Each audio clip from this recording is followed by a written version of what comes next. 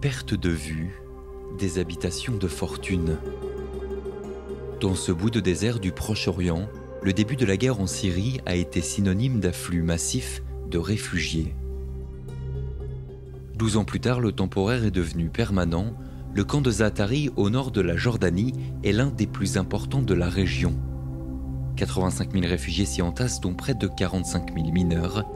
Chaque matin, dans l'une des 6 cliniques du camp, ils sont des dizaines à attendre leur tour pour voir un médecin. Parmi eux, nombre de ces patients sont de jeunes enfants. Je l'ai déjà amené à la clinique il y a 2 jours. Ils lui ont donné un médicament qui ne fonctionne pas. Mon fils avait besoin de quelque chose de spécifique contre la fièvre et la douleur, mais ils étaient en rupture.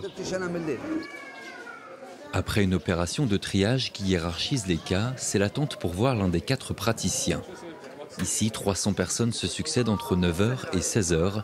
Cette mère accompagne ses 2 enfants de 2 et 3 ans.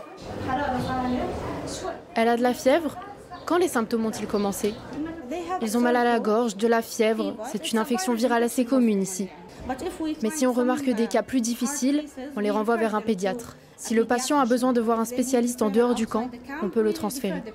Certaines pathologies sont causées par des problèmes d'hygiène et de conditions de vie difficiles à Zaatari. Dans les allées de ce camp divisé en 12 quartiers, 26 000 préfabriqués ont remplacé les tentes initiales. Nous avons 2 préfabriqués. Ici, il y a le salon. Dans celui-ci, nous nous reposons, nous nous asseyons. Là, il y a la cuisine. Mes frères et sœurs font leurs devoirs dans cette pièce. Entre les 2 structures, le jeune homme de 18 ans et sa mère ont fait fabriquer un toit de fortune à leurs frais. La règle du Haut Commissariat aux réfugiés de l'ONU qui gère le camp est la même pour tous. Les familles avec moins de 5 enfants se voient décerner un préfabriqué de 15 mètres carrés. À partir du 6e, une deuxième caravane, comme elles sont surnommées ici, peut être demandée. Des structures peu isolées qui vieillissent mal. Tout à Zaatari doit être financé par des bailleurs internationaux, l'électricité, l'accès à l'eau, les logements. L'année dernière, la moitié des 400 millions de dollars de besoins financiers des Nations Unies en Jordanie n'a pas été comblée. Ici, les conditions de vie ne s'améliorent plus. Malheureusement, on voit très clairement un déclin des financements ces dernières années. Il y a eu le tremblement de terre tragique en Syrie et en Turquie, et le conflit en Ukraine est toujours en cours. C'est donc probablement difficile de se souvenir que plus de 660 000 réfugiés syriens sont toujours accueillis en Jordanie. Le souhait de la majorité de ces réfugiés, rentrer chez eux. Pourtant, impossible de repartir dans un pays toujours en guerre, alors la vie s'organise. Le long des 3 km de l'artère principale du camp, 1200 boutiques sont sorties de terre. Des réparateurs de vélos aux vendeurs de jouets, des marchands de tapis aux commerçants alimentaires. L'esprit d'entreprise se retrouve ici. C'est l'occasion d'acheter le repas du soir, des falafels pour cette jeune fille. Au marché, il y a de tout. Des fruits, des légumes, des falafels. Ma fille mange tout type de fruits. Elle les adore. Par contre, je ne lui achète pas de bonbons. Ce n'est pas bon pour la santé. À l'image de sa petite fille, certains enfants sont nés ici et n'ont jamais quitté les 5 km² du camp.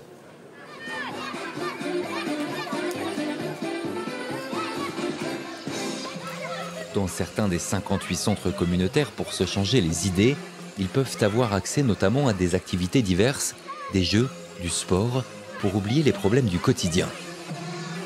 Ici, ces garçons s'initient au tech-ball, mélange de football et de ping-pong, un sport récent, originaire de Hongrie. Essaye de te rapprocher du ballon pour mieux le frapper. Une association a fourni le matériel qui permet aux enfants de se défouler, encadré par cet ancien sportif professionnel. La grande majorité des éducateurs sont aussi des réfugiés. Ils se sont portés volontaires et sont rémunérés quelques euros de l'heure en fonction de leur expérience. Grâce à cette activité, les enfants décompressent. S'ils n'avaient pas la possibilité de faire du sport, ils seraient dans une bien pire situation. D'autres évacuent leur stress grâce à l'art, comme une thérapie. Pas d'atelier peinture ce jour-là, mais cet encadrant est fier de nous présenter les œuvres de ses élèves, dont ce dessin, réalisé sur une toile de tente par une jeune autiste syrienne. Elle était solitaire, en retrait quand elle est arrivée ici, mais avec le dessin, on a réussi à la réintégrer. Grâce à ça, elle ne s'est pas seulement découvert un talent, mais toute sa personnalité s'est ouverte sur le monde. Les écoliers suivent un cursus jordanien, mais pour mettre le plus de chances de leur côté et tenter de s'en sortir par le travail, certains participent au centre à des cours en ligne. Regarde bien l'intitulé de la leçon. Avant d'arriver ici, j'étais ingénieur informatique. Je travaillais dans des bureaux de change et à côté, j'avais une petite entreprise. À défaut, il est ici formateur spécialisé dans le numérique. Ce jeune garçon voudrait lui devenir professeur d'anglais.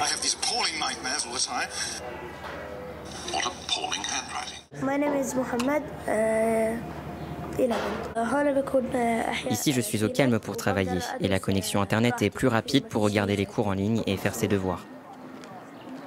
Malgré ces activités, les temps libres sont nombreux et souvent longs.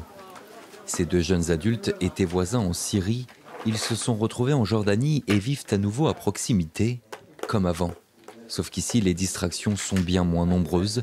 Les deux amis tuent le temps en jouant aux échecs. On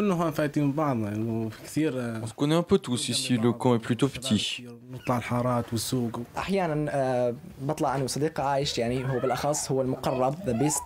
Parfois, je vais courir autour du camp avec mon meilleur ami Ayesh. Comme on a beaucoup de temps libre et pas moyen de travailler, on passe le temps en jouant soit aux cartes ou aux échecs. Jouer pour oublier le manque de perspective. Car à la fin du lycée, il est quasiment impossible de pouvoir poursuivre des études, trop chères à payer, trop compliquées à gérer. Et ce semestre, les bourses financées jusque-là, notamment par l'Allemagne, ont été supprimées par manque de moyens. Dans cette famille, l'aîné vient d'obtenir une mention très bien à ses derniers examens. On a l'impression que cela ne sert à rien de continuer d'étudier puisque de toute façon, il n'y a pas de travail. En tant que grande sœur, je me sens responsable de mes frères et sœurs depuis que mon père est mort, car ma mère ne peut pas subvenir seule à nos besoins. Notre salut vient des études. Je veux changer ma vie.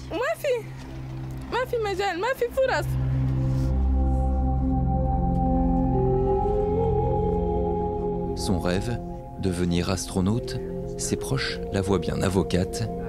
Mais le futur de cette adolescente semble moins radieux.